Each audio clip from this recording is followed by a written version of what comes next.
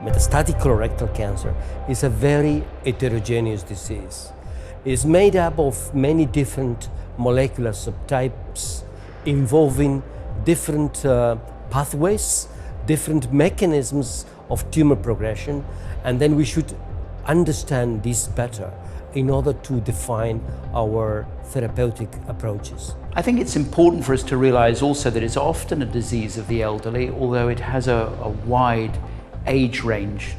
In terms of characterizing the disease, I think one of the important new developments is right versus left colon cancer, and that we're beginning to see a big difference in terms of the behavior of those diseases. In particular, if it's right hemicolic cancer with BRAF mutancy, it appears to be more aggressive disease, and that will have a bearing upon the management of the disease. The personalized approach is very important to consider. It's given the right treatment for the right patient. So you are mixing different informations, especially with all the information given by imaging, for example, PET, CT, from genomics, from biology.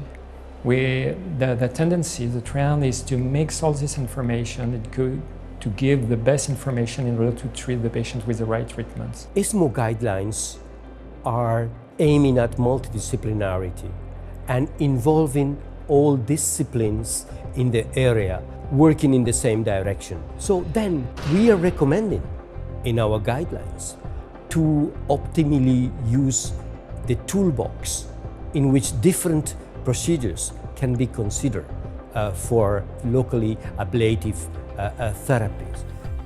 We've worked at timing with surgery and appreciation of response to therapy, allowing us to move more patients towards surgical resection.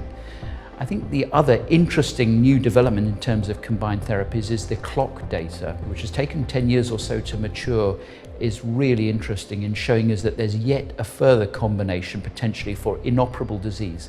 Can focal locoregional ablation add and improve the outcomes of standard chemotherapy? And the clock data is sending us a very definite signal that adding in locoregional therapies is going to further extend median survival to current chemotherapy regimens. Imaging takes a large part in the follow-up of the patient. For the checkup, it's very important because PET-CT allows to determine exactly the substages of the disease and to see if there is metastases in one organ or in different organs. So the best checkup is done with the PET-CT. But I think it's incumbent upon interventional radiology to improve the quality of ablation and the adequacy of ablation.